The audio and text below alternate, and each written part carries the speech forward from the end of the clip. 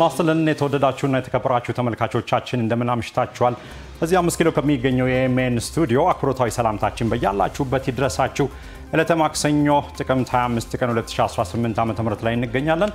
ተመልካቾቻችን የኤኤምኤን 24/7 አመሻሻችን በሁለት ምዕራፍ የተከፋፈለና አሁን ከ12 ሰዓት እስከ 2 ሰዓት የሚቆይ ሲሆን በምዕራፍ 1 ቆይታችን በርካታ መረጃዎችን እያነሳሳን ቆይታ እናደርጋለን። ታዲያ በቆይታችሁ ምን ዋና ጉዳዮችን ይዛችኋል ካላችሁን እንደሚከተለው ልጠቁማችሁ። የዛሬው የመጀመሪያው ምዕራፍ የኤኤምኤን 24/7 አበይት ጉዳያችን ትምህርት ላይ ያተኩራል። ተመልካቾች የአዲስ አበባ ከተማ አስተዳደር ትምህርት ቢሮ የጋራ መግባባት ለሰላማዊ መማር ማስተማር በሚል መሪ ሐሳብ ከተለያዩ የባለድርሻ አካላት ጋር የተለያዩ ውይይቶችን ሲያካሂድ መቆየቱ ይታወቃል። ታዲያ ለመሆኑ የውይይቶቹ ዓላማ ምንድነው? እንዲሁስ ምን ውጤት ተገኘ የሚለውን እንግዳ ጋብዘን በስፋት ወደ እናንተ የምናደርሰው ቀዳሚ ጉዳያችን ነው።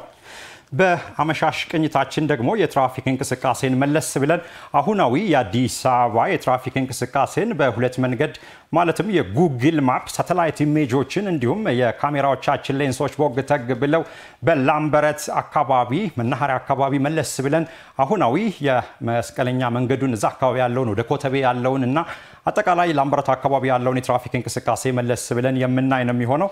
በአመሻሽ ቅኝታችን ደግሞ የአዲስ አበባ ዩኒቨርሲቲ የያሬድ ትምህርት ቤት አሁናዊ መረጃን ወደ እናንተ የምናደርስ ነው የሚሆነው በቀጥታ ሪፖርተራችንን አስገብተን። ተመልካቾች ሌላኛው ጉዳያችን ዓለም እንዴት ዋለች ስንል መለስ ብለን እናያለን። ዓለም እንዴት ዋለች ብለን መለስ ብለን ስንጠይቅ ዋና አህጉራዊና ዓለም አቀፍ ጉዳዮችን የተለያዩ ሚዲያዎች ይዘግባሉ። በዚህም እንግዲህ የተባበሩት መንግስታት ድርጅት መረጃ እንደሚያመለክተው የዳርፉርን አልፋሸርን ጨምሮ በሱዳን 2 ከተሞች ረሃብ ተከስቷል የሚል መረጃ ወጥቷል። እንዲሁም የቀድሞ የዩናይትድ ስቴትስ ፕሬዝዳንት በጆርጅ ቡሽ በሁለቱ ጆርጅ ቡሾች ዘመን ምክትል ፕሬዝዳንት የነበሩት ዲክ ቼኒ ከዚህ ዓለም በሞት መለየታቸውንና ሌሎች ዓለም አቀፍ ጉዳዮችን ወደ እናንተ የምናደርስ ነው የሚሆነው። በስፖርት ጉዳያችን ደግሞ የኢትዮጵያ ፕሪሚየር ሊግ በአዲስ አበባ ስታዲየም እንዲሁም በሐዋሳ ዩኒቨርሲቲ ሜዳ የተለያዩ ጨዋታዎች እየተካሄዱ ይገኛሉ። አጠቃላይ ያሉ አሁናዊ መረጃዎችን ወደ እናንተ የምናደርስ ነው የሚሆነው። ከሀገር ውስጥ ወጣ ስንል የዛሬ በተለያዩ የአውሮፓ ከተሞች የአውሮፓ ሻምፒየንስ ሊግ ትልልቅ ጨዋታዎች ይካሄዳሉ። የሪያል ማድሪድ እና የሊቨርፑል ጨዋታን ጨምሮ ሌሎች በርካታ ጨዋታዎች እንግዲህ ዛሬ በአውሮፓ ሻምፒየንስ ሊግ ተጠባቂ ጨዋታዎች ናቸው። ታዲያ ምን አይነት መረጃዎች አሉ የሚለውን በዚህ ወደ እናንተ የምናደርስ ነው የሚሆነው። ኤኤምኤን 24/7ን ከቴሌቪዥን ስክሪኖቻችሁ በተጨማሪ በአዲስ ሚዲያ ኔትወርክ የፌስቡክ እንዲሁም የዩቲዩብ ገጾች በቀጥታ ስርጭትና በያላችሁበት በምትንቀሳቀሱበት መከታተል ይቻላል። ተመልካቾቻችን የኤኤምኤን 24/7ን የመጀመሪያው ምዕራፍ እየመራው ተስፋውን ኢንሳይድ አብሬያችሁ የምዘልቅ ነው የሚሆነው። አብራችሁን ትቆዩ ዘንድ በአክብሮት እንጋብዛለን።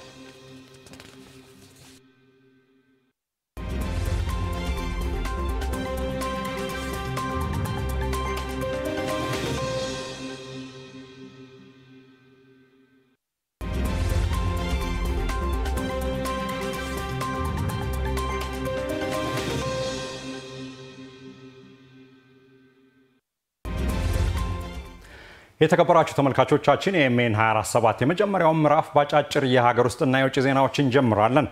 የባህር በር የማግኘት ጥያቄ ወቅታዊና የዜጎች ሁሉ ተቀዳሚ አጀንዳ ነው ሲሉ ምሁራን ገለጹ። ኢትዮጵያ የባህር በር የማግኘት ጥያቄዋ በታሪክም ሆነ በዓለም አቀፍ ሕጎች ተቀባይነት ያለው የህልውና ጥያቄ መሆኑን በድሬዳዋ ዩኒቨርሲቲ የፖለቲካል ሳይንስና ዓለም አቀፍ ግንኙነት ምሁር አቶ ዋኬኔ አፍካላ ተናግረዋል። ይህን ታሪካዊና ህጋዊ መብቷን በዲፕሎማሲያዊና በጋራ ተጠቃሚነት መርህ ለማግኘት መንግስት የጀመራቸው ተግባራትና ውሳኔዎች ወሳኝ እርምጃ መሆናቸውን አንስተዋል። የባህር በር የማግኘት ጥያቄ ወቅታዊ ጊዜውን የሚደነግግና ጊዜውን የሚያስፈልግ እንዲሁም የዜጎች ሁሉ ተቀዳሚ አጀንዳ ነው ያሉት ደግሞ በድሬዳዋ ዩኒቨርሲቲ የሶሻል አንትሮፖሎጂ ምሁሩ ረዳት ፕሮፌሰር ተንሳይ ኃይሉ ናቸው። የሀገርን ቀጣይ ዕጣ ፈንታ እድገትና ህልውና ለማረጋገጥ የመንግስት አቋምና የተጓዘበት ያለው መንገድ ትክክለኛና ወቅታዊ ነው ያሉት ምሁሩ ከ130 ሚሊዮን በላይ ህዝብና ግዙፍ ኢኮኖሚ ያላት ሀገር ባህር ተዘግቶባት ህልውናዋን ማስቀጠል አይቻልም ነው ያሉት። የባህር በር ጥያቄን በዓለም አቀፍ ህጎችና በጋራ የመልማት ተቀዳሚ ዲፕሎማሲያዊ መሪ ከዳር ለማድረስ የተቀናጀ ጥረቱ መጠናከር እንዳለበት ምሁራን ጠቁመዋል። በተለይም የኢትዮጵያን ማደግ ባገኙ ባገኙት አጋጣሚ የሚያጠለሹ ግብፅን የመሳሰሉ ታሪካዊ ባላንጣ ሀገራት መልእክቶችን በተጨባጭ መረጃና ማስረጃ በማጋለጥ የሀገራችንን በጋራ የመልማት ተቀዳሚ መርህ ማሳወቅ ይገባልን ብለዋል። ኢዜአ እንደዘገበው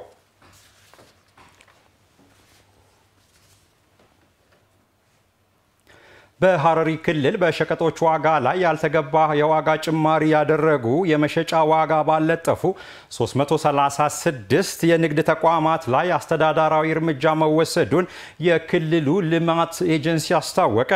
የክልሉ ንግድ ልማት ኤጀንሲ በሐረሪ ክልል የንግድ ክትትልና ቁጥጥር ዳይሬክተር አቶ ሚሊዮን ጽጌ ለኢትዮጵያ ዜና አገልግሎት እንደገለጹት በክልሉ የገበያ ክትትልና ቁጥጥር ግብረ ኃይል ተቋቁሞ በሸቀጦችና በሌሎች ምርቶች ላይ የዋጋ ጭማሪ ያደረጉ የተለያዩ የንግድ ተቋማትን የመቆጣጠር ስራ እየተከናወነ እንደሚገኝ ተገልጿል። ግብረ ኃይሉ እስካሁን 3565 የንግድ ተቋማት ላይ የቁጥጥርና ክትትል ስራ ያከናወነ ሲሆን ያለ አግባብ የዋጋ ጭማሪ አድርገው የተገኙ የመሸጫ ዋጋ ያለጠፉ 336 የንግድ ተቋማት ላይ ህጋዊ እርምጃ መወሰዱንም ኃላፊው ተናግረዋል። ከነዚህም መካከል ሶስቱ በገንዘብ የተቀጡ ሲሆን ቀሪዎቹ የንግድ ተቋማት የማሸግና የቃልና የጽሁፍ ማስጠንቀቂያ የተሰጣቸው መሆኑን ገልጸዋል። ከዚህ በተጨማሪ በክልሉ ባልተገባ ዋጋ ነዳጅ ሲሸጡ የተገኙ 2 የነዳጅ ማደያዎች ላይ ክስ ተመስርቶ ጉዳያቸው በፍርድ ቤት እየታየ መሆኑን ተመልክቷል።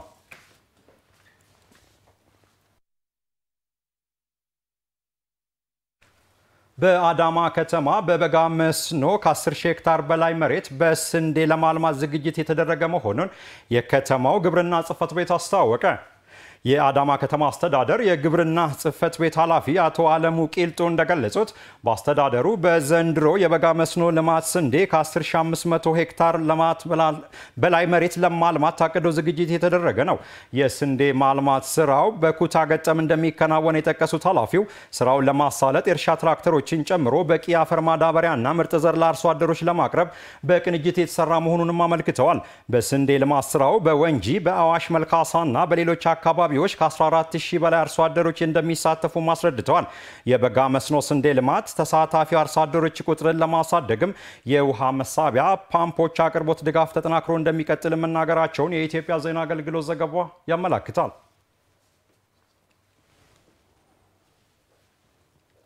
ተመልካቾች ከውጭ ምንጮች ወዳገኘናቸው ዜናዎች ስናልፍ በአሜሪካ የአፍሪካና የአረብ ሀገራት ጉዳዮች ከፍተኛ አማካሪ የሆኑት ማሳድ ቡሎስ አሜሪካ በሱዳን እየተካሄደ ያለውን ደም አፋሳሽ ጦርነት ለማስቆም የተለያዩ ጥረቶችን መጀመሯን አስታወቁ። በ3 ወራት ጊዜ ውስጥ የተኩስ አቁም ስምምነት እንዲደረግና በ9 ወራት ውስጥ ጦርነቱ እንዲቆም እንሰራለን ያሉት ከፍተኛ አማካሪው አሜሪካ ያዘጋጀችው ረቂቅ ለሁለቱም ኃይሎች መድረሱንም ተናግረዋል።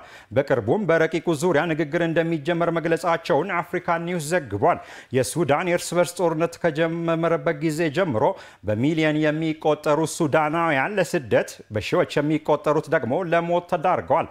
በተለይም በፈጥኖ ደራሽ ኃይሉ ሰሜናዊ የዳርፉር ግዛት ዋና ከተማ አልፋሽር መቆጣጠሩን ተከትሎ በንጹሃን ዜጎች ላይ የሚፈጸመው ጥቃት ከፍ እያለ መምጣቱን የተለያዩ ዓለም አቀፍ ተቋማት አስታውቀዋል።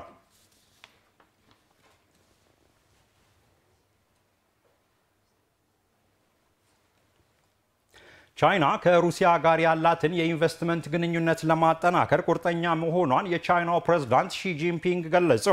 ፕሬዝዳንት ሺ ጂንፒንግ የሩሲያ የጠቅላይ ሚኒስትር ሚሃይል ሚሹስቲንን በቤጂንግ ተቀብለው ያነጋገሩበት ወቅት እንደጠቀሱት ቻይና ከሩሲያ ጋር በኢኮኖሚና የጋራ ደህንነት ስጋቶች ላይ በጋራ መከላከልና በሚቻልባቸው መስኮች ዙሪያ አብሮ ለመስራት ዝግጁ መሆኗን አስታውቀዋል። የሩሲያ ጠቅላይ ሚኒስትር የቤጂንግ ጉዞን በተመለከተ ማብራሪያ የሰጠው ክሬምሊን ሩሲያ የተለያዩ ማዕቀቦችን በምዕራባውያን ከተጣለባት ወቅት ጀምሮ የሁለቱ ሀገራት ትብብር አስፈላጊ መሆኑንም አስምሮበታል። የቻይናው ፕሬዝዳንት ሺ ጂንፒንግ የሁለቱ ሀገራት ትብብርና ወዳጅነት ከፍተኛ ደረጃ የደረሰበት ወቅት መሆኑን ለሩሲያው ጠቅላይ ሚኒስትር መግለጻቸውን የቻይናው ቴሌቪዥን ጣቢያ ሲሲቲቪ ዘግቧል። አረንጓዴ ልማት፣ ኢንዱስትሪ፣ የኃይል ምንጭ፣ ዲጂታል ኢኮኖሚና የጠፈር ሳይንስ ሁለቱ ሀገራት በትብብር ሊሰሩባቸው የሚገቡ ጉዳዮች መሆናቸውን ፕሬዝዳንት ሺ ጂንፒንግ ገልጸዋል።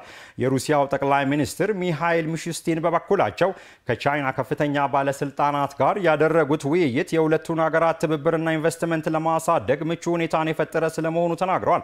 የቻይናው ፕሬዝዳንት ሺ ጂንፒንግ እና የሩሲያው አቻቸው ቭላዲሚር ፑቲን በ2022 እንደ አውሮፓውያን የዘመን አቆጣጠር ሁሉን አቀፍ ስምምነት መፈራረማቸው ይታወሳል።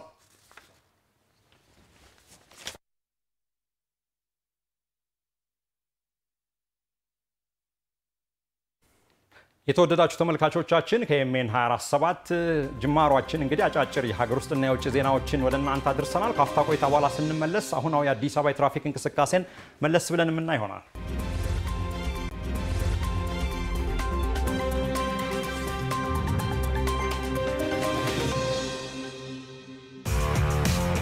የሙያ ባለቤት ለመሆን ምን አቅደዋል?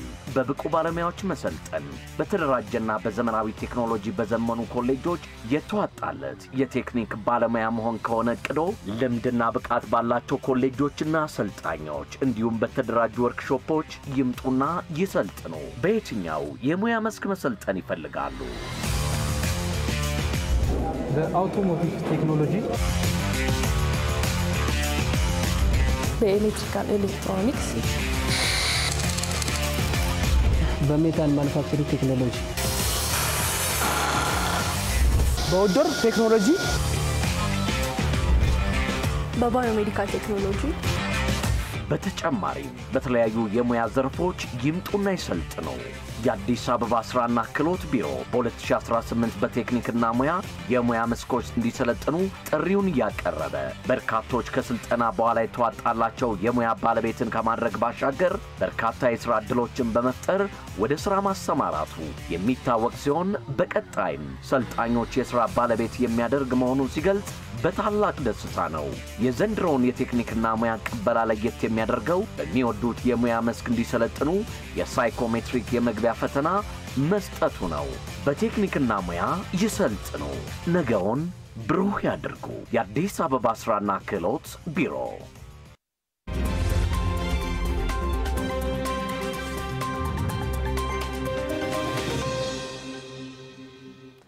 ክቡራን ተመልካቾቻችን ኤምኤን 24/7 አመሻሻችን እንደቀጠለ ነው። አሁን ደግሞ አሁናዊ የአዲስ አበባ የትራፊክ እንቅስቃሴ ምን ይመስላል ስንል መለስ ብለን የምናይበት ነው ያለው። እንግዲህ አንደኛው የጉግል ማፕን የሳተላይት ኢሜጆችን በመጠቀም ይሆናል።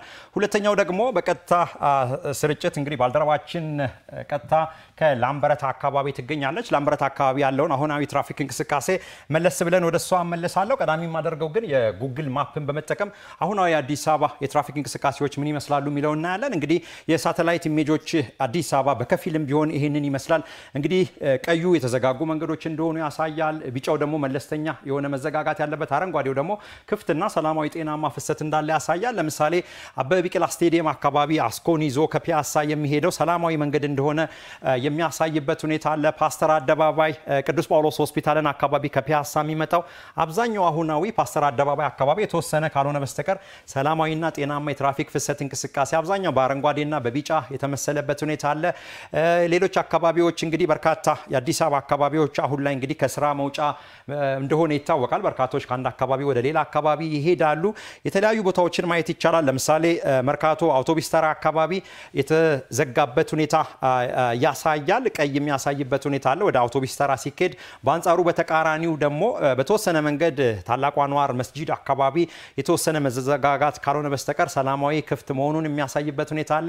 ወደ ከተማዋ እምብርት መሃል አካባቢ ስንመጣ ደግሞ አራዳ ጊዮርጊስ ቤተክርስቲያንን ስንይዝ ወደ ሰሜን ማዘጋጃ አዲሱ ገበያ ድልበር ድረስ የሚሄደው በተወሰነ መንገድ ሰሜን ሆቴል አካባቢ ቀይ ያሳያል። በአንጻሩ ከላይ ወደ ታች ደግሞ ሲመጣ ክፍት እንደሆነ የሚያሳይበት ሁኔታ አለ። ብሔራዊ ሙዚየም አካባቢ 5 ኪሎ 4 ኪሎን ይዞ ቀጥታ 6 ኪሎ ወደ ሽሮ ሜዳ አንበሳ ግቢ ፓርክን ይዞ እንግዲህ ክፍት መሆኑን እንግዲህ አደባባዩ የካቲት 12 ሆስፒታል አካባቢ እንግዲህ ወደ መገናኛ የሚሄደው መንገድ አለ። ወደ ላይ ወደ 6 ኪሎ ሽሮ ሜዳ የሚሄደው አለ። 6 ኪሎን አልፎ ወደ ሽሮ ሜዳ እንዲሁም ወደ ፒያሳ የሚሄደው መንገድ አለ። ሰላማዊ ጤናማ መንገድ ወደ 4 ኪሎ የሚመጣው አንበሳ ግቢን ይዞ እንደሆነ ያሳያል። ያው አብዛኛው አካባቢዎች እንግዲህ ሰላማዊ ጤናማ የትራፊክ እንቅስቃሴ ያለበት መሆኑን መታዘብ ማየት ይቻላል። ከመገናኛ ወደ 4 ኪሎ ወይም ደግሞ ከ4 ኪሎ ወደ መገናኛ የሚሄዱትን በተወሰነ አካባቢ ብሪቲሽ ካውንስል አካባቢ ክፍት መሆኑ፣ ኬንያ ኤምባሲ በአብዛኛው ቦታዎች እንግዲህ የተሻለና ደህና የሚባል የትራፊክ እንቅስቃሴ እንዳለ ያሳያል። እንግዲህ አሁን የተዘጉ መንገዶች ካፍታ ቆይታ በኋላ በደቂቃዎች ልዩነት ሊዘጉ ይችላሉ የተዘጉት ደግሞ ሊከፈቱ ይችላሉ ታዲያ ላምበረት አካባቢ አሁን ያለው እንግዲህ ትራፊክ እንቅስቃሴ ምን ይመስላል ስንል እናያለን ላምበረት እንግዲህ ከመገናኛ በቀጥታ ወደ ላምበረት ጋር ሲደርስ እንግዲህ እንደሚታወቀው ተመልካቾቻችን ወደ ኮተቤ የሚሄደው አለ ከላምበረት ደግሞ ወደ ሲኤምሲ ፐብሊክ ሰርቪስ ዩኒቨርሲቲን ጨምሮ ወደ አያት እና ወደ ሌሎች አካባቢዎች በርካታ መኪኖች እንደሚሄዱ ይታያል በተወሰነ መንገድ ታዲያ ምናው ታዲያ አሁናዊ የአዲስ አበባ እንቅስቃሴ ምን ይመስላል እዛ አካባቢ ላምበረት የሚለውን ሪፖርተራችንን እንጠይቃለን ሪፖርተራችን ጽዮን ማሞ በቀጥታ ከላምበረት አካባቢ ትገኛለች ጽዮን እንደምን አምሽተሻል አንቺ ያለሽበት የላምበረት አካባቢ ከመገናኛ በተለይ ወደ ላምበረትና ከኮተቤ ወይም ወደ ኮተቤ የሚሄደው መንገድ በአንጻራዊነት ክፍት ነው እስከ ላምበረት ግን ብዙ ጊዜ መንገዶች ይዘጋጋሉና አሁናዊ ምን መረጃዎች አሉ የሚለውን ለተመልካቾቻችን ምታደርሽን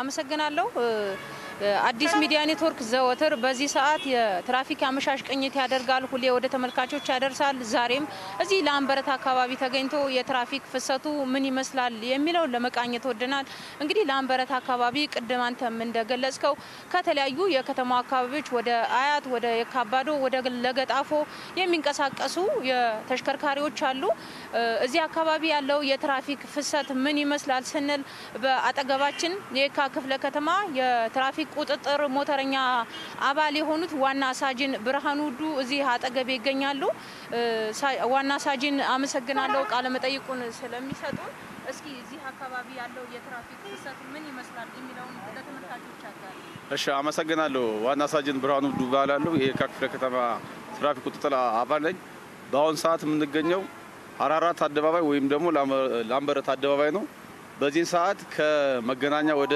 አራራት ወይም ደግሞ ላምበረት አደባባይ የሚመጣው የትራፊክ ጃምቡ ወይም ደግሞ ፍሰቱ መጠነኛ ፍሰት አለው ነገር ግን ሁሉም አባሎቻችን በተመደቡበት ምድብ ሆነው የትራፊክ ፍሰቱን በማሳለጥ ላይ ይገኛሉ ይሄ ትራፊክ ፍሰቱን ይመስላል እንቅስቃሴው ከየት ወደ የት ነው የሚለውን ምናልባት ያለንበት አራራት ወይም ላምበረት አደባባይ በአራቱም አቅጣጫ ነው አራቱም አቅጣጫዎች ነው የሚያስተናግድ ከአራራት አደባባይ ወደ 02 ወደ ሃና ማርያም ወደ ለገጣፎ ወደ ካራ ከዲያስፖራ ወደ አራራት ላምበረት የሚሰደው መንገድ ነው በዚህ ሰዓት ግን ከመገናኛ ማን ነው ከዲያስፖራ ወደ አራራት አደባባይ የሚመጣው መጠነኛ ፍሰት አለው በዚህ ሰዓት ማታ ላይ ጧት ላይ አራራት አደባባይ ወደ ዲያስፖራ የሚሄደው ነው መጠነኛ ፍሰት ያለው የኔ መስራን ያለው ነገር እስኪ ለተሽከርካሪም ለግረኛም የሚያስተላልፉት መልእክት ካለ በዛው እስኪ ያስተላልፉልን አመሰግናለሁ ምናልባት ቅድሚያ ለግረኞች ማስተላልፈው መልእክት ዲያስፖራ አደባባይ ጋር ስንደርስ ዲያስፖራ አደባባይ ዜብሮች አሉ ለግረኛ ማሻገሪያ ዜብሮች የተቀቡ ቅቦች አሉ በእነሱ ቢጠቀሙ ምክንያቱም እግረኛ በዜብራ ካልተጠቀመ ዘሎ መሀል የሚገባ ከሆነ የትራፊክ ፍሰቱንም ጃምፑንም የትራፊክ ፍሰቱን ይጨምራል ለራሱ ህይወትም ለአደጋም ስለሚጋለጥ ይሄንን እግረኞች ጥንቃቄ ቢያደርጉ ሌላው ተሽከርካሪን በተመለከተ አሽከርካሪዎችን በተመለከተ አማራጭ መንገዶችን ቢጠቀሙ ለምሳሌ ምሽት ላይ ይታወቃል ምሽት ላይ ከዲያስፖራ ወደ አራራት አደባባይ ወደ ላምበረት የሚመጣው አደባባይ የትራፊክ ፍሰቱ ጃምፕ ስለሚኖረው ለምሳሌ ከፒያሳ የሚመጡት በቀበና አድርገው በእንግሊዝ ኤምባሲ አድርገው እንግሊዝ ኤምባሲ ጋር ሲደርሱ በሚናሮል አድርገው በጫካ ቤተመንግስት ማን ነው ጫካ ፕሮጀክት ወይ ደግሞ አዲሱ ቤተመንግስት አድርገው በሃና ማርያም አድርገው ዞሮ በብረት ተራ መሄድ ይችላሉ ስለዚህ ያለኛ እንትን ሐሳብ ይሄ ነው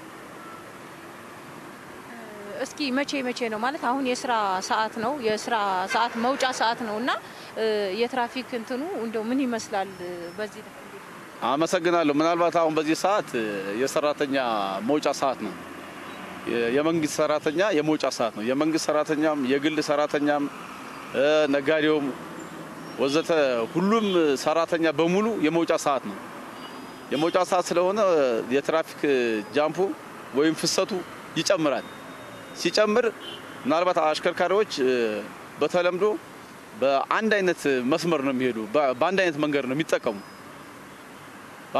የሚጠቀሙ ሁሌም በቃ በተለምዶ በአንድ አይነት መንገድ ስለሚጠቀሙ ሱራሱ አንድ የትራፊክ ጃምፑ ይጨምራል። ሌላው የመንገዱ ሁኔታ በተመለከተ መንገዶች አብዛኞቹ መንገዶች የተቦረቦሩ ናቸው፣ የተቆፋፈሩ ናቸው። ሱራሱ የትራፊክ ጃምፑ የመጨመር አንድ ምክንያት ነው። ስለዚህ አሽከርካሪዎቻችን ቢያንስ በተለምዶ አንድ አይነት መንገድ ከሚጠቀሙ አማራጭ መንገዶችን ተጠቅመው የትራፊክ ጃምፕ ያልበዛበትን መንገድ ቢጠቀሙ ጥሩ ነው እላለሁ።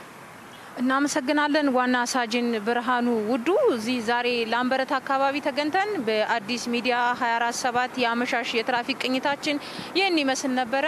እናመሰግናለን ስለተከታተላችሁ። ሪፖርተራችን ጽዮን ማሞ ከላምበረት አካባቢ መረጃ ስላደረሳችሁን እንግዳችን ዋና ሳጅን አዱኛንም አንቺንም እጅግ አድርገን እናመሰግናለን። መልካም ምሽት ይሁንላችሁ። ተመልካቾች እንቀጥላለን። የኤምኤን 24/7 መረጃዎቻችን እንደቀጠሉ ናቸው።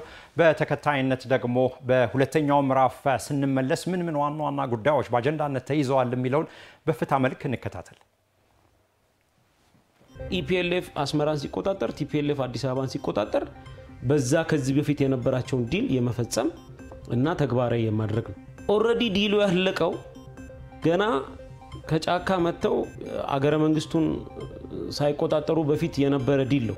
ሶ ለኔ ይሄ ሌጂቲሜት አልነበረም። ይሄ ኦፊሻል የሆነ የኢትዮጵያ መንግስትን የኢትዮጵያ ህዝብን በወቅቱ የኢትዮጵያ ሀገረ መንግስትና የኢትዮጵያን ህዝብን ፍላጎት የሚገልጽ አልነበረም። ሶ ኢትዮጵያ has all legitimate የሆነ መብት አላት። ይሄንን ፕሮሰሱ ሪጀክት የማድረግ አልቀበልም ስተቶች ነበሩ ብሎ ያንን ቻሌንጅ ማድረግ ሙሉ መብት አለው።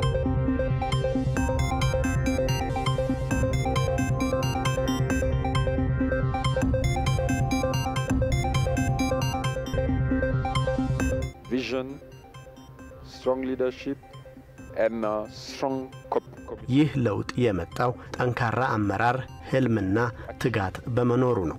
ፍላጎትና ተነሳሽነት ካለ የማይሳካ ነገር የለም። አዲስ አበባ ለዚህ ጥሩ ምሳሌ ነች። Addis Ababa is a very good exemplar. In the future, what Burkina Faso is going to achieve under the leadership of President Ibrahim Traoré is ቡርኪና ፋሶ በፕሬዝዳንት ትራኦሬ መሪነት ለታሳካ ያሰበችውን የልማት ጉዞ ውጤታማ ለማድረግ በተለይ በወጣት የሚመራ ለውጥ ማምጣት በመሰረተ ልማት፣ በምግብ፣ በጤና፣ በግብርና መስክ ሁሉ ራሷን ማሳደግ ነው። በጥቂት ዓመታትም ቡርኪና ፋሶ ለውጥ እንዲመጣ ነው እየተሰራ ያለው። ለዛም ነው በፍጥነት ለውጥ እንዴት መምጣት እንደሚችል በተግባር ያሳየችውን አዲስ አበባን ለመጎብኘትና ልምድ ለመውሰድ እዚህ የመጣ ነው። Ethiopia, especially Addis Ababa, to see how they changed this country.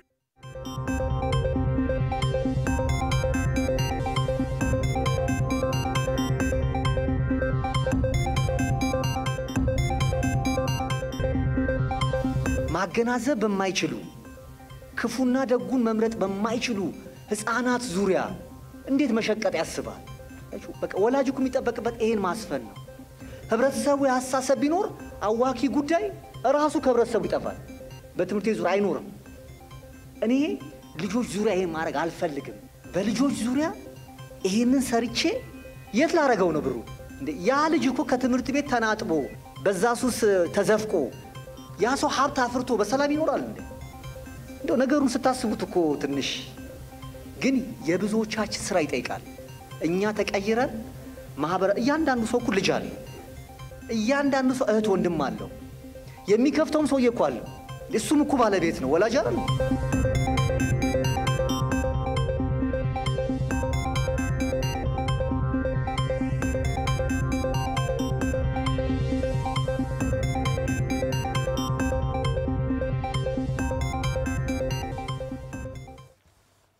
ውድ ተመልካቾች የኤምኤን 24/7 አመሻሻችን እንደቀጠለ ነው። በርካታ መረጃዎችን ወደ እናንተ ያደረስን ነው። አሁን ደግሞ አመሻሽ ቅኝታችንን መለስ ብለን የምናይበት ሰዓት ነው። አንጋፋው የአዲስ አበባ ዩኒቨርሲቲ እንግዲህ በርካታ ካምፓሶች አሉት። ከነዚህም ውስጥ አንዱ ደግሞ የያሬድ የሙዚቃ ትምህርት ቤት አሁናዊ መረጃን መለስ ብለን ልናይ ነው። ባልደረባችን መቅደስ ደምስ በቀጥታ 6 ኪሎ ከሚገኘው የያሬድ የሙዚቃ ትምህርት ቤት ትገኛለች። መቅደስ እንደምን አምሽተሻል? እንግዲህ የያሬድ የሙዚቃ ትምህርት ቤት በርካቶችን ባለሙያዎችን የሙዚቃ ዘርፍ ባለሙያዎችን ያፈራና አንጋፋው የአዲስ አበባ ዩኒቨርሲቲ አንዱ ግቢ መሆኑ ይታወቃል። አሁናዊ መረጃዎችን ማድረስ ትችላለሽ መቅደስ? አመሰግናለሁ ተስፋው ነኝ እንግዲህ አንተም ቀደም ብለህ ለማንሳት እንደሞከርከው በቅዱስ ያሬድ የሙዚቃ ትምህርት ቤት ነው የምንገኘው እንግዲህ እንደሚታወቀው ትምህርት ቤቱ ኢትዮጵያ አቆጣጠር እንግዲህ በ1930ዎቹ መጨረሻ ላይ እንደተቋቋመ ይታወቃል በዚህም ደግሞ እንግዲህ ኢትዮጵያ እንደሚታወቀው የተለያዩ ሙዚቃን ጨምሮ እንግዲህ የተለያዩ የባህል እሴቶች እንዳሏት የሚታወቅ ነው በመሆኑም እነኚህ ባህሎቿን እንግዲህ የሚያጎሉ የተለያዩ የጥበብ ስራዎች የሚሰሩበት ተቋም እንደሆነ ይታወቃል ከዚህ ባሻገርም እንግዲህ የተለያዩ የጥበብ ፍላጎትና ያላቸውና አቅሙ ችሎታ ያላቸው ተማሪዎችን ጭምር እንግዲህ ለማውጣት ሰፋፊ ስራዎች የሚሰሩበት ትምህርት ቤት እንደሆነ ይታወቃል ቀደም ብዬ ለማንሳት እንግዲህ እንደሞከርኩት በ1930ዎቹ መጨረሻ ከተቋቋመ ወዲህ እንግዲህ እስከ ዛሬ ድረስ ከ50 እና 60 ዓመታት በሚበልጡ ጊዜያት ማለት ነው የኢትዮጵያን የሙዚቃ ኢንዱስትሪ ለማሳደግ የሚያስችሉ የተለያዩ ሰፋፊ ስራዎችን እየሰራ ይገኛል ከጊዜ ጊዜም እንግዲህ ራሱን እያደራጀ መሰረተበት ጊዜ ጀምሮ ማለት ነው ዛሬ ላይ ከዓለም የሙዚቃ ኢንዱስትሪ እኩል የሚወዳደሩ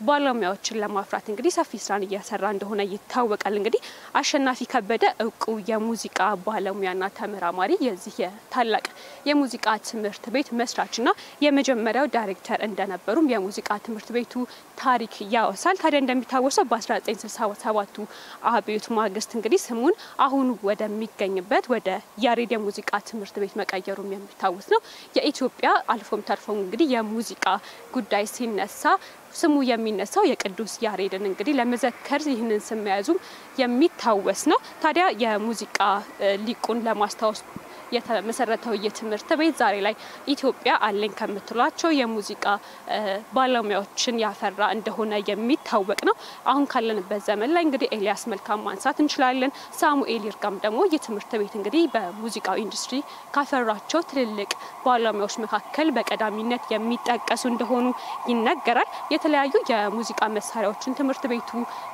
ለተማሪዎች ፍላጎት ላላቸው ሰዎች እንግዲህ እየሰጠ ይገኛል ታላላቅ የሙዚቃ ዝግጅቶችንም እንግዲህ ለጥበብ አፍቃሪያን የሚደገስበት ትልቅ ተቋም እንደሆነ ነው እንግዲህ መረጃዎች የሚጠቁሙት አሁን በመንገኝበት ሰዓት እንኳን የአውስትራሊያ ኤምባሲ በዚህ ትምህርት ቤት ትልቅ የሙዚቃ ድግስን አዘጋጅቷል የአውስትራሊያ ኤምባሲ ድግስም እንግዲህ የኤሌክትሮኒክ ሙዚቃ ወርክሾፕ ነው የተለያዩ የጥበብ ችሎታና ፍቅሩ ያላቸው ታዳሚያን እዚህ ስፍራ ላይ ተገኝተው እንግዲህ በአሁን ወቅት ታላቅ የሆነ የጥበብ ክንዋኔ እየተከናወነ ይገኛል በአጠቃላይ እንግዲህ አሁን በመንገኝበት የያሬድ የሙዚቃ ትምህርት ቤት ኢትዮጵያ በሙዚቃው ኢንዱስትሪ በጥበቡ ዓለም ማለት ነው አሉኝ የምትሏቸው እንግዲህ የሙዚቃ ሰዎችን ያፈራችበትና ቀጣይም ተስፋ የምትጥለባቸው ስሟን የሚያስጠሩ የሙዚቃ ሰዎችን የምታፈራበት እንደሆነ ነው እንግዲህ የሚታወቀው በአጠቃላይ በአሁኑ ሰዓት እንግዲህ ለቅዱስ ያሬድ የሙዚቃ ትምህርት ቤትን በተመለከተ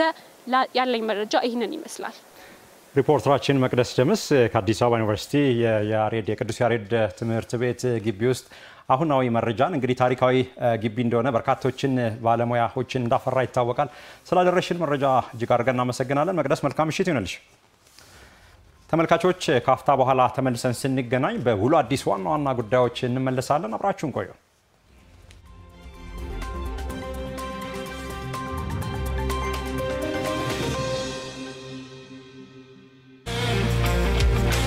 ብቁና ስልጡን የሙያ ባለቤት ለመሆን ምን አቅደዋል? ትክክለኛና አስተማማኝ ስልጠና ከፈለጉ አራዳ ማኑፋክቸሪንግ ኮሌጅ አለሁልዎት ይሎታል። በአይሲቲ፣ በሆቴል፣ በቢዝነስ፣ በውድወርክ ቴክኖሎጂና በተለያዩ ደረጃዎች በነጻ ሰልጥኖ የተዋጣለት የሙያ ባለቤት ሊያደርጉት በመዝገባ ላይ ይገኛል።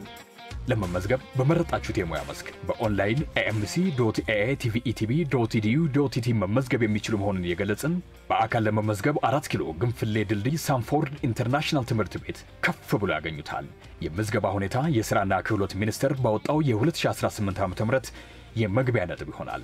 ኑ ሙያን በተግባር ይቅሰሙ። አራዳ ማኑፋክቸሪንግ ኮሌጅ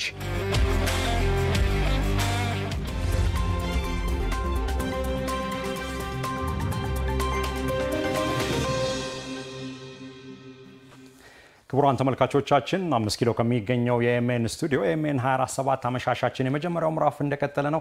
በተከታይነት ደግሞ በዛሬው ዕለት በአዲስ አበባ ምን ዋና ሁነቶች ነበሩ የሚለውን መለስ ብለን በውሎ አዲስ መልክ የምንቃኝ ነው የሚሆነው። ቀዳሚ የምናደርገው መረጃ የአዲስ አበባ ከተማ አስተዳደር ትምህርት ቢሮ እንግዲህ ከተለያዩ የባለድርሻ አካላት ጋር ከሰሞኑ የተለያዩ ውይይቶችን ሲያካሂድ መቆየቱ ይታወቃል። ታዲያ የጋራ መግባባት ለሰላማዊ መማር ማስተማር በሚል መሪ ቃል የሚደረገውን ውይይት ቀጥሎ በዛሬው ዕለትም በስክሪኑ ላይም እንደምንመለከተው እንግዲህ ከመንግስትና ከግል ትምህርት ቤቶች ከተወጣጡ ባለድርሻ አካላት ጋር የተማሪ ወላጆች ማህበር አባላት ጋር እንግዲህ ውይይት ተካሂዷል። በመድረኩም እንግዲህ በትምህርት ቤቶች ፍጹም የሆነና ሰላማዊ የመማር ማስተማር ሂደት ተግባራዊ እንዲሆን የወላጆች አስተዋጽኦ ከፍተኛ መሆኑ የተጠቀሰ ሲሆን የአዲስ አበባ ከተማ ፖሊስ ጠቅላይ መምሪያ ጠቅላይ አዛዥ ኮሚሽነር ጌቱ አርጋው ተናግረዋል። እንግዲህ ወላጆች ለልጆቻቸው ከማንኛውም አላስፈላጊ የፖለቲካም ሆነ የሃይማኖት ጉዳይ ነፃ በሆነ ሁኔታ ትምህርታቸውን ተከታትለው ለቁም ነገር እንዲበቁ ከትምህርት ተቋማት ጋር በጋራ መስራት እንደሚገባቸውና እንደሚጠበቅባቸውም ኮሚሽነር ጌቱ ያስገነዘቡበት ሁኔታ አለ። በመድረኩ የአዲስ አበባ ከተማ አስተዳደር ትምህርት ቢሮ ምክትል ኃላፊ አቶ አሊ ከማል በበኩላቸው ከተማሪ ወላጅ ማህበራት አባላት ጋር የሚደረግ ውይይት ለትምህርት ስራ ውጤታማነት የወላጆችን ተሳትፎ ማሳደግ የሚያስችል ተግባር መሆኑን ጠቅሰዋል። ከተማ አስተዳደሩ እንግዲህ ቀደም ሲል ከመንግስትና ከግል ትምህርት ቤት ርዕሳነ መምህራን እንዲሁም ከትምህርት ቤቶች ባለቤቶች ጋር ተመሳሳይ ውይይት ማካሄዱ ይታወሳል። ሪፖርተራችን ጸጋ ታደለ እንግዲህ በስፍራው ተገኝታ መረጃውን አድርሳናለች።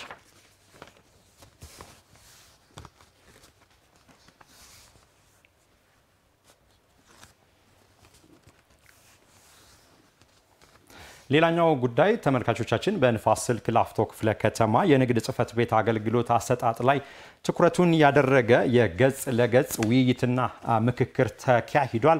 በመድረኩም እንግዲህ የአገልግሎት አሰጣጥ፣ የገበያ ማረጋጋት እንዲሁም መሰረታዊ ሸቀጦች ላይ አሁናዊ ምን ጉዳዮች አሉ ሲሉ በርካቶች እንግዲህ ውይይት ያካሄዱበት ሁኔታ አለ። መድረኩ ተገልጋዩ ማህበረሰብ በተለያዩ ጊዜያት ለሚያነሳቸው የአገልግሎት አሰጣጥ ጥያቄዎች ምላሽና ማብራሪያ እንዲያገኝ እድል የሚሰጥ ከመሆኑም ባሻገር በመንግስትና በህብረተሰቡ መካከል መተማመን እንደሚፈጥር ወይም መድረኩ እንደሚፈጥር የጎላ ፋይዳ ይኖረዋልም ተብሏል።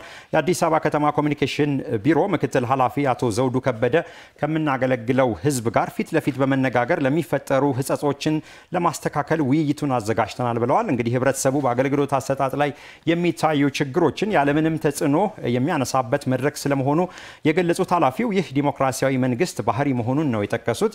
የንጥያየቅ መድረኩ እንግዲህ ህብረተሰቡ ለሚያነሳቸው ጥያቄዎች ምላሽ እንዲያገኝ እድል የሚሰጥ ብቻም ሳይሆን ቀጣይ እንዴት መስተካከል እንዳለበት አቅጣጫም የሚያስቀምጥ መሆኑም ተመላክቷል። ዘገባው የሪፖርተራችን ታምሩ ደምሴ ነው።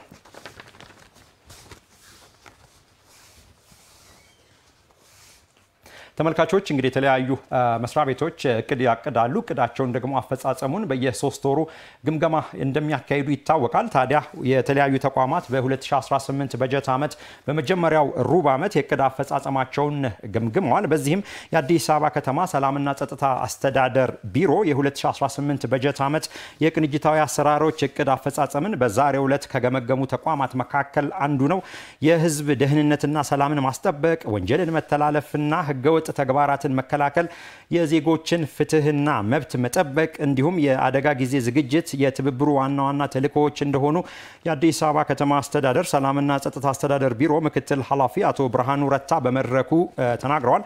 በተቋማት መካከል እንግዲህ ተቋማዊ ትብብርና መግባባት እንዲፈጠር ውጤታማ እንዲሆን አዳዲስ ቴክኖሎጂዎችን እና አሰራሮችን የመለየት ተግባራዊ ማድረግም እንደሚያስፈልግ በውይይቱ ተመላክቷል። ተመሳሳይ እንግዲህ የአዲስ አበባ ከተማ አስተዳደር ወጣቶችና ስፖርት ቢሮ የ2018 በጀት ዓመት የመጀመሪያ 3 ወራት የእቅድ አፈጻጸሙን ከገመገሙ መስሪያ ቤቶች ውስጥ አንዱ ነው። ቢሮ በበጀት ዓመቱ የመጀመሪያ ሩብ ዓመት የወጣቶችን ሁለንተናዊ ተሳታፊነትና ተጠቃሚነት ለማረጋገጥ እንዲሁም የከተማዋን የስፖርት እድገት ወደ ላቀ ደረጃ ለማድረስ ውጤታማ ስራዎች መሰራቱ ተገልጧል።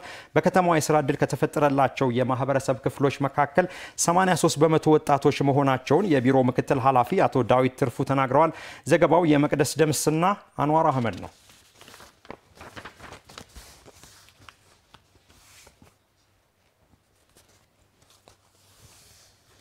ተመልካቾች ለውሎ አዲስ የመራረጥናቸው ዋና ጉዳዮች የተከታተላችሁትን ይመስሉ ነበር። ካፍታ ቆይታ በኋላ ስንመለስ በእንግዳ ጉዳይ በእለቱ ዋና አብይ ጉዳይ የአዲስ አበባ ከተማ አስተዳደር ትምህርት ቢሮ ከተለያዩ የባለድርሻ አካላት ጋር ውይይቶችን እያካሄደ እንደሆነ እንግዲህ ቀደም ብለንም ስንገልጽ ነበረ። በዚህ ጉዳይ ላይ እንግዳ ጋብዘን የበለጠ መረጃ የምናሰጥበት ሰዓት ነው። አብራችሁን ቆዩ።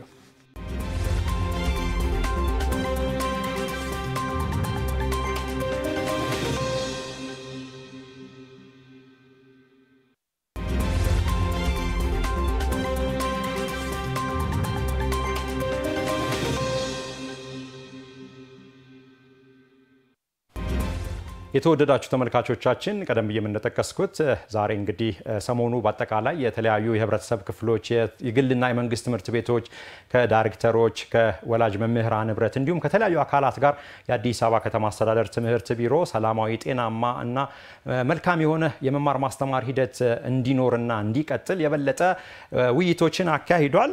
በዚህ ጉዳይ ላይ ታዲያ ተጨማሪ መረጃዎችን እንግዳ ጋብዘን የምናሰጥበት ሰዓት ነው። የዕለቱ ጉዳያችን ቀደም ብዬ እንደተጠቀስኩት የአዲስ አበባ ከተማ አስተዳደር ትምህርት ቢሮ የጋራ መግባባት ለሰላማዊ መማር ማስተማር በሚል መሪ ሐሳብ ከተለያዩ ባለድርሻ አካላቶች ጋር ውይይት አካሂዷል። ታዲያ በዚህ ጉዳይ ላይ ለመሆኑ የውይይቱ ዓላማ ምንድነው?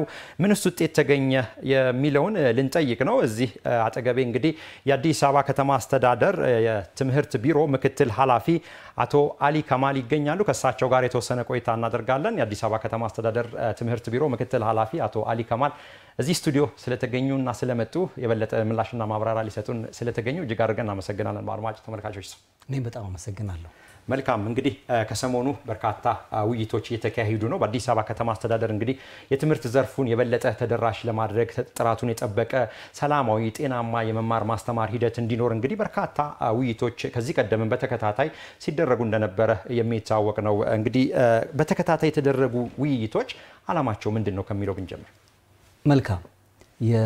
ያው እንደምታውቀው አንተም እንደተጠቀስከው ደግሞ አሁን የጋራ መግባባት ለሰላማዊ መማር ማስተማር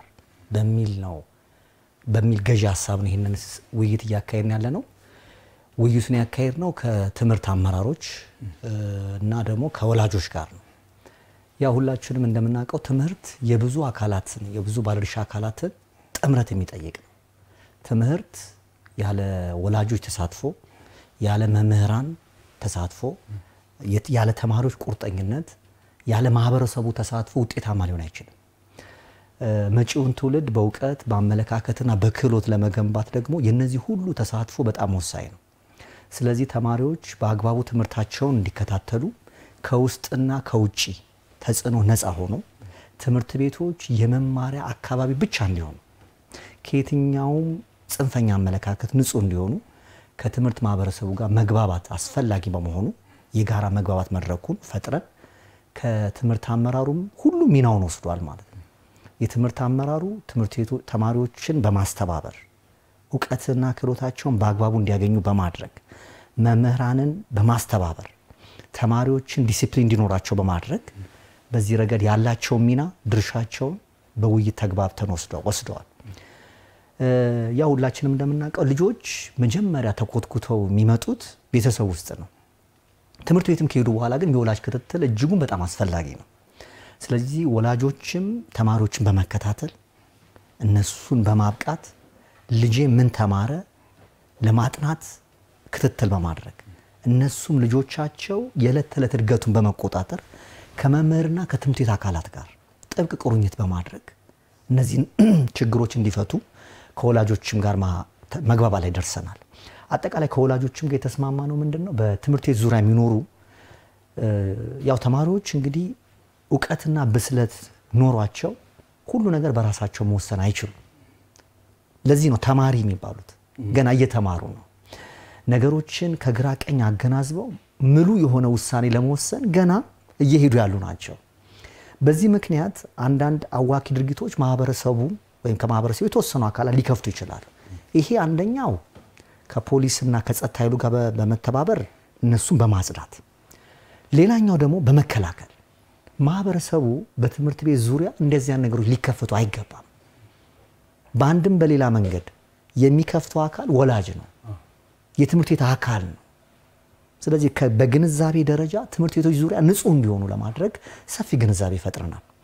ተማሪዎቹም ደግሞ ዲሲፕሊን ኖሯቸው እንዲማሩ እነዚህ ሁሉ አካላት ከተረባረቡ ያው መጪዋ ኢትዮጵያ ያለችው እኮ ትምህርት ቤት ውስጥ ነው።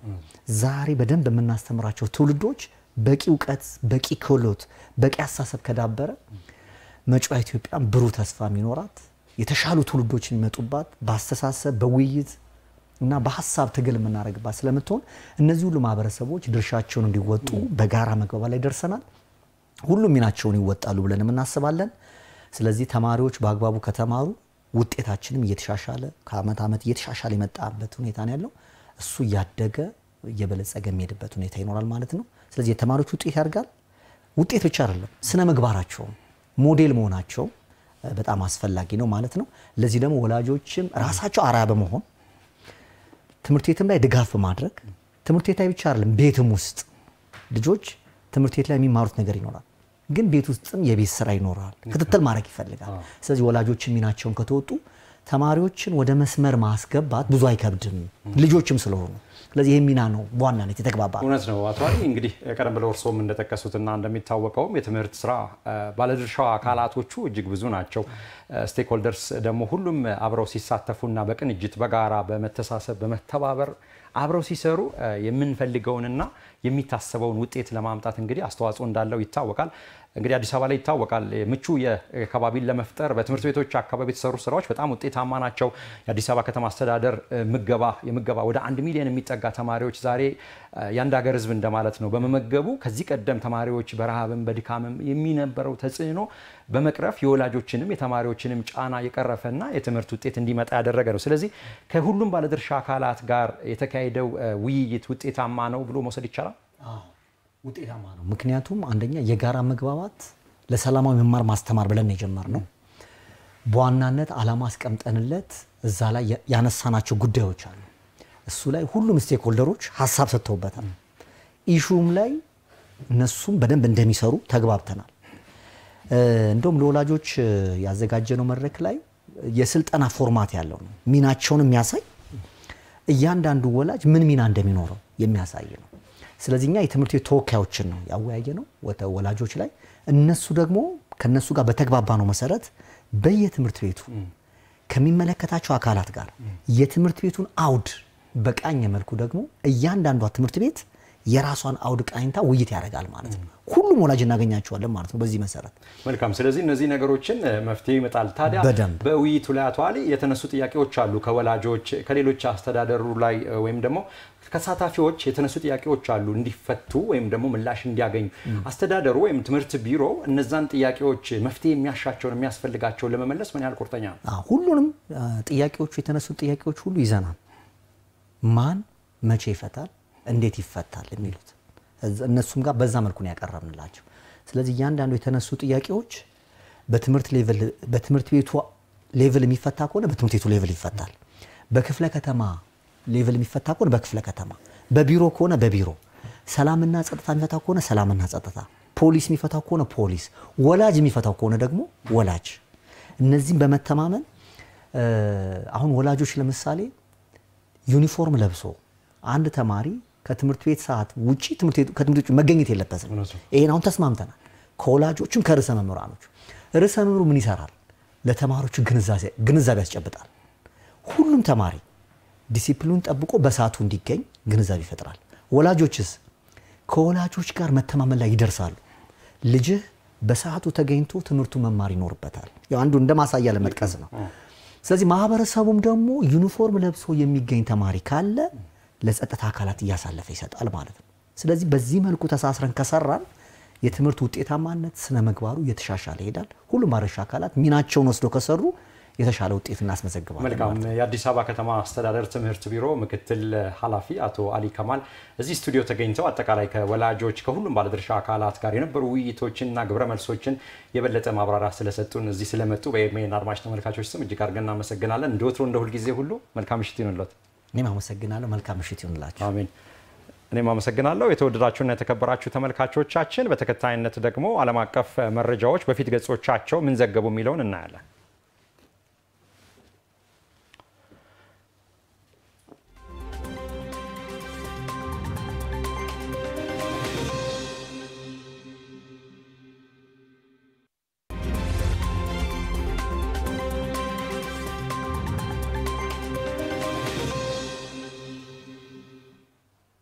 ተመልካቾች ዓለም አቀፍ ሚዲያዎች በፊት ገጾቻቸው ምን ዘገቡ የሚለውን የምንመለከትበት ሰዓት ነው። እንግዲህ በሱዳን ለ2 ዓመትና ከዛ በላይ በዘለቀው በአርኤስኤፍ እና በፈጥኖ ደራሹን እንዲሁም በጀነራል ሐምዳን ዳጋሎ እንዲሁም አልቡርሃን መካከል እንግዲህ ሰላማዊ ቀጠናዊ ዓለም አቀፋዊ መፍትሄዎች እንግዲህ የተፈለጉ ይገኛሉ። በአልፋሸር እና በሌላም የሱዳን ከተማ ረሃብ መከሰቱ ተጠቅሷል። እንግዲህ አሁን እንጠይቃለን። ባልደረባችን አቡቻሌ እዚህ ስቱዲዮ ተገኝቷል። አቡ እንደምን አመሸ? መስከን እንደምን አልተሰውኝ። መልካም እንግዲህ አፍሪካ ኒውስን እያየው ነው። ቀደም ብዬም እንደተጠቀስኩት ሱዳንንም የተመለከተ መረጃ አለን። የአየር ሰዓቱ ያንተ ነው አቡ። አመሰግናለሁ በጣም እንግዲህ በርከት ያሉ ዓለም አቀፍ የመገናኛ ብዙሃን አውታሮች ዛሬ በርከት ያሉ ጉዳዮችን ይዘው ወጥተዋል። አፍሪካ ጉዳይ ላይ ትኩረት አድርገናል። እኛም ስለ የተመለከተ እንደምንገኘው በተለይ በሱዳን ቀደም ሲል ባነሳው መንገድ ጎረቤታችን ሀገር ሱዳን ሰላም ካጣች ወደ 2 ዓመት ተሻግሯል። ለተወሰነ ጊዜ አንጻራዊ ሰላም አግኝቶ የነበረችው ካርቱም ከተወሰኑ ጊዜያትና ሳምንታት በኋላ ደግሞ በተለይ በሁለቱም የጦር አበጋዞች በአልቡርሃን እንዲሁም በዳጋሎ መካከል ያለው የግጭት እንደ አዲስ ሀገር ሽቷል ማለት ይቻላል። ሱዳናውያን አሁን ዘላቂ ሰላም ማረጋገጥ አልተቻላቸውም ማለት ነው። እንግዲህ በዓለም አቀፍ ደረጃ በአፍሪካ ህብረት እንዲሁም ኢትዮጵያን ጨምሮ ጎረቤት ሀገራት በሱዳን ያለው ቀውስ ሰላማዊ መፍትሄ እንዲበጅለት አሁንም ጥረት እየተደረገ ነው የሚገኘው። ግን እንግዲህ ሁለቱም የጦር አበጋዞች አሁንም ጦሩ መማዘዛቸውን እንደቀጠሉ ይገኛሉ ማለት ነው። ምስል ላይ አፍሪካ ኒውስ እየዘገበ እንደሚገኘው ደግሞ ከዚሁ በሱዳን ያለው ቀውስ ሳቢያ እንዲሁ ዜጎች እየደረሰባቸው ካለው ጉዳትና ሞት ባሻገር በተለይ በረሃብ አደጋ የመጠቃታቸው እድል ደግሞ በእጅጉ እያሻቀበ መምጣቱ ነው። አንድ ዓለም አቀፍ የግሎባል የረሃብ ጋር በተያያዘ ትኩረቱን ያደረገ አንድ ታዛቢ ቡድንን መነሻ ያደረገ ሪፖርትን ይዞ የወጣው አፍሪካ ኒውስ በዚሁ በሱዳን ላይ ባለው የሰላም እጦት ሳቢያ በተለይ ከቅርብ ጊዜያት ወዲህ በዚሁ አልፋሽር ተብሎ በሚጠቀሰው የሱዳን ቁልፍ ስትራቴጂያዊ ቦታ አርኤስኤፍ ወይም የፈጥኖ ደራሹ ኃይል በዳጋሎ የሚመራው ማለት ነው ከቅርብ ቀናት በፊት በቁጥጥር ስር መዋሉን ተከትሎ አሁንም ሰብአዊ ቀውሶች እየተባባሱ መምጣታቸው ጭምር ነው የተነሳው።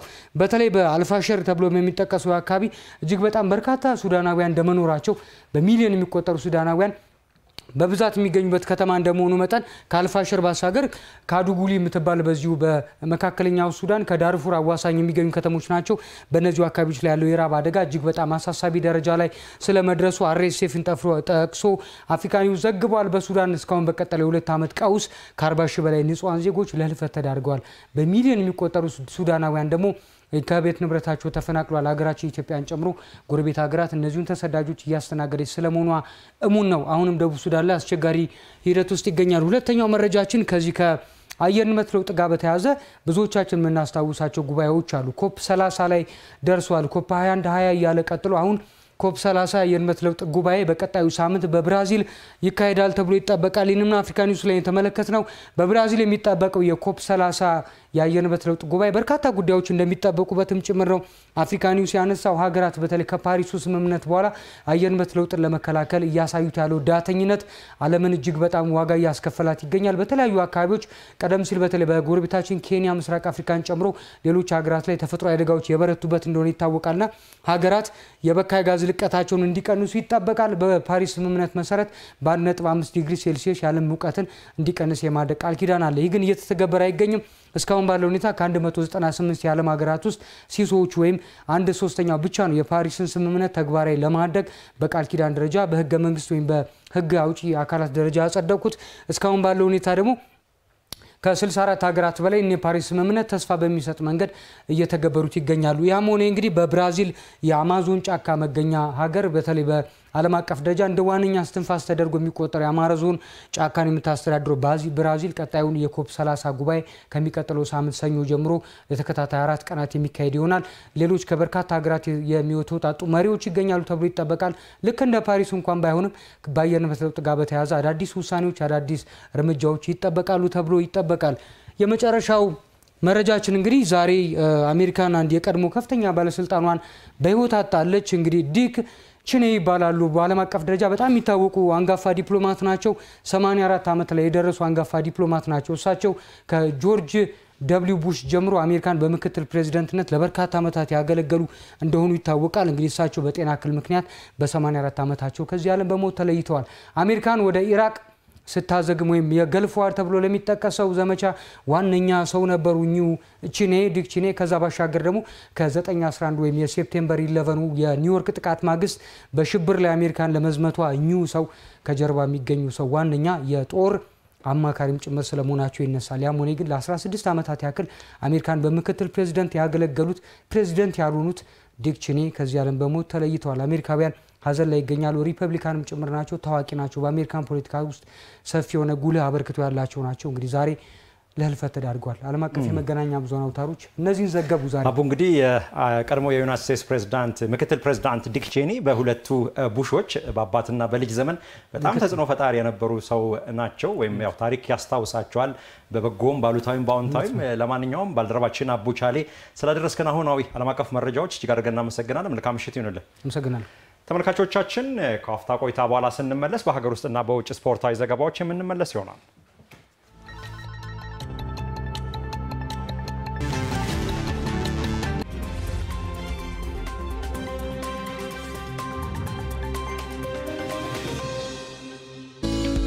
የጄኔራል ዊንጌት ፖሊቴክኒክ ኮሌጅ በእውቀት በክህሎትና በአመለካከት ቀረጻ አኩሪና ዘመን ተሻጋሪ ትውልድን ለ80 ዓመታት ያህል ያፈራ የከተማችን አንጋፋና ስመጥር ተቋም ነው። ኮሌጁ አሁን ላይ ስልጠና በሚሰጥባቸው የሙያ ዘርፎች ማለትም በቢልዲንግና ሮድ ኮንስትራክሽን፣ በኢነርጂና ኤሌክትሮኒክስ ቴክኖሎጂ፣ በሜታል ቴክኖሎጂ፣ በአውቶሞቲቭ ቴክኖሎጂና በውድወርክ ቴክኖሎጂ እንደዚሁም በሰርቬይንግና አርባን ላንድ ዴቨሎፕመንት፣ በድራፍቲንግ ቴክኖሎጂ፣ በኢንፎርሜሽን ኮሚኒኬሽን ቴክኖሎጂ፣ በአርባን አግሪካልቸር፣ በሆቴልና ሆስፒታሊቲ፣ በፊዚኮ ኬሚካል ላቦራቶሪ ቴክኒሻን፣ በቢዝነስና ፋይናንስ ሰርቪስ፣ በቢዩቲ ኬር እና ሄር ድሬሲንግ ዘርፎች በአጠቃላይ በ11 ዲፓርትመንቶችና 44 በሚሆኑ የሙያ መስኮች ከደረጃ 2 እስከ 5 ባሉት የስልጠና አርከኖች በቀን በማታና በቅዳሜና እሁድ የስልጠና መርሃ ግብር አዳዲስ ሰልጣኞችን ተቀብሎ ለማሰልጠን ዝግጅቱን አጠናቋል።